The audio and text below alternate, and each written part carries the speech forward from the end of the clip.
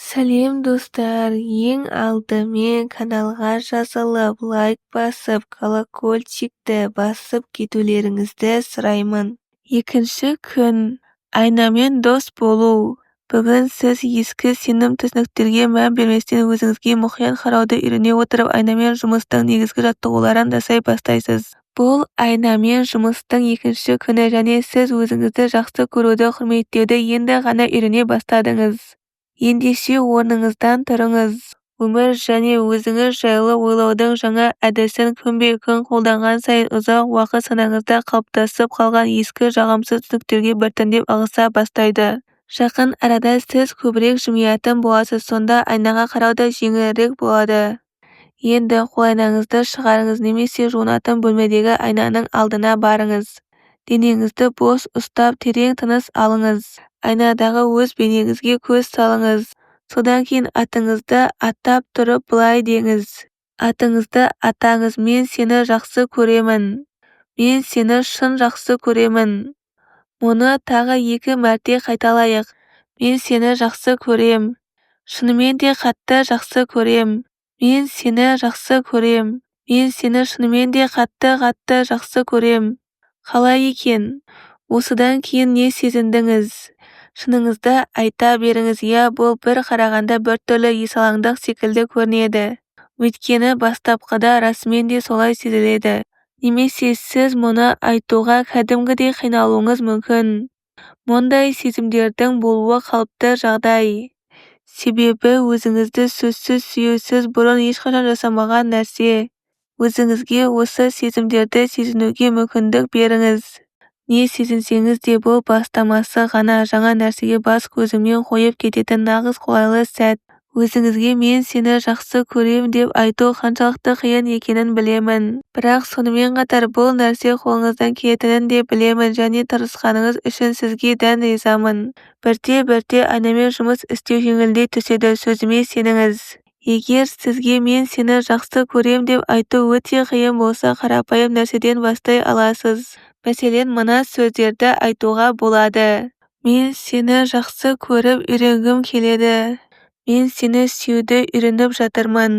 Айнадағы келбетіңізге қарағанда балабақшадағы баламен сөйлесіп тұрғандай әрекет етсеңіз деймін. Өзіңізді осы балабақшаның жас тәрбиешісі деп елестетіп көріңіз. Енді атыңызды атап сол балаға үн қатыңыз. Атыңызды атаңыз, мен сені жақсы көрем. Мен сені шынымен де жақсы көрем. Айнамен неғұрлым көп жұмыс істесеңіз, соғұрлым оңай болады. Бірақ бұған біраз уақыт қажет екенін ұмытпаңыз. Сондықтан қолыңыз қалт етсе, айнамен жұмыс істеуді әдетке айналдырыңыз. Оны таңертең тұра салып басқа шаруаларыңызға кіріспес бұрын жасаңыз. Қайда барсаңыз да қол айнаңызды тастамай алып жүріңіз. Сонда өзіңізге деген сүйіспеншілікке толы сөздерді кез келген жерде айта аласыз. Қане бастайық. Мен әдемімін. Мен күштімін. Мені жақсы көру оп-оңай. Екінші күнге арналған айна жаттығуы. Бірінші, жуынатын бөлмедегі айнаның алдына барыңыз. Екінші, көзіңізге қараңыз. Үшінші, атыңызды атап тұрып былай деңіз. Атыңызды атап, мен сені жақсы көрем. Мен сені шынымен де қатты жақсы көрем.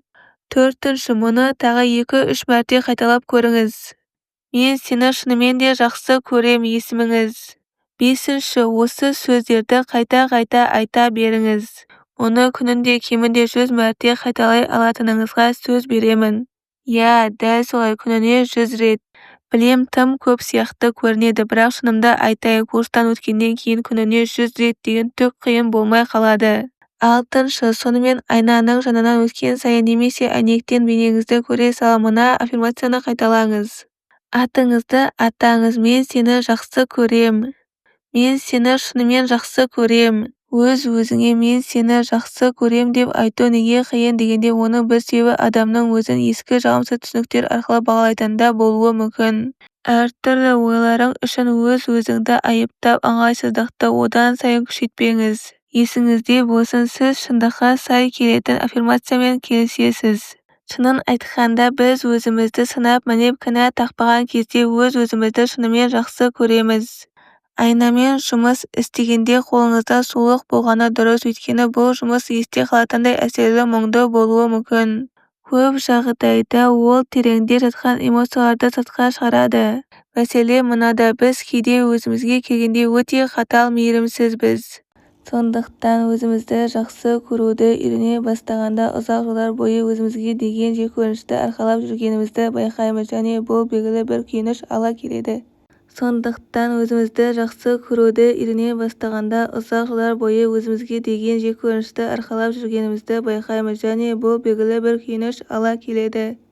Бірақ қайғы-қасірет тарқайды. Сондықтан қандай терең мұңға батсаңыз да одан қашпаңыз, өзіңізге оны сезінуге мүмкіндік беріңіз, және сол сезімдерді қабыл алыңыз. Оларды айыптамаңыз. Айнамен жұмыс істеу дегеніміз ең алдымен өзіңді сүю және өзіңді бар болмысыңмен қабылдау.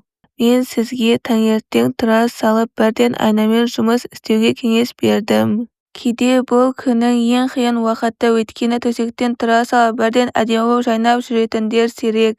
Бірақ бұл жай ғана пайым, және айнамен жұмыс істеудегі біздің мақсатымыз кім екенімізді көру үшін айнадағы адамға ешқандай айып тақпай санап үнемі көз салу. Ғаламат күш ішіңізде. Екінші күннің күнделік сұрақтары. Өмір заңы өте қарапайым. Не берсек, соны аламыз. Күнделікке мына сұрақтардың жауабын жазыңыз. Бірінші, қанша алғыңыз келсе де қолыңыз жетпей жүрген қандай нәрсе бар? Екінші, есею кезінде не нәрсеге лайықпын, не нәрсеге лайық емеспін деген секілді ережелер болды ма?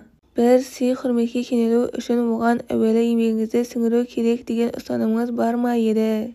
Үшінші, өзіңізді өмір сүруге лайықпын деп санайсыз ба? Қуануға ше?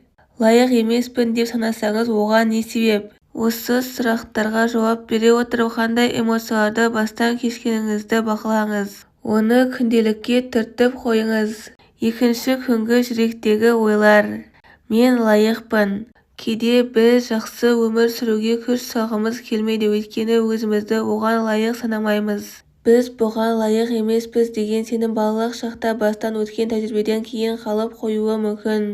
Біреудің жалған тұжырымына немесе пікіріне құдайдай сеніп шыңға балап жүруіміз ғажап емес. Лайық болу мен жақсы болудың арасында ешқандай байланыс жоқ. Оған адамның өмір сыйын жақсылығын қабылдай алмау кедергі болады. Өзіңізді оған лайық деп санасаңыз да санамасаңыз да өзіңізге жақсылықты қабыл алуға рұқсат беріңіз. Екінші күннің медитациясы. Махаббат шеңбері. Екінші күннің аудиосы. Өзіңізді сондай қауіпсіз жайлы жерде тұрмын деп елестетіңіз. Ауыртпашылықтан, азап пен қорқыныштан арылыңыз. Ескі жағымсыз түсініктермен және тәуелділікпен қош айтысыңыз. Олардың сізден алыстап бара жатқанына қараңыз. Содан кейін қолыңызды екі жаққа жайып былай деңіз. Мен ашықпын және қабыл алуға дайынмын. Өзім қаламайтын нәрсені емес, жанымның қалауы болған нәрсені қабылдауға дайынмын. Өзіңізді толыққанды аман, сау және бақытты күйде сезініңіз. Тұла бойыңыз махаббатқа толы. Бойыңыздағы махаббат әлемге тарап жүректен жүрекке өтсін. Есіңізде болсын, махаббатыңыз сөніп бара жатқанда ол сізге еселеп қайтады. Баршаға жұбаныш болатын ойлар жіберіңіз, және бұл ойлар өзіңізге оралатынын ұмытпаңыз. Бұл ғаламда біз жеккөрініш шеңберінде немесе махаббат пен дауа шеңберінде ғана болуымыз мүмкін. Мен махаббат шеңберін таңдаймын. Білем, бәріміз бір нәрсені қалаймыз, ол жайбарақат, тыныш өмір сүру және өзімізге ұнайтын жолдармен шығармашылықпен айналысу. Әлемнің махаббаттың ғажап шеңберіне айналғанын көріңіз.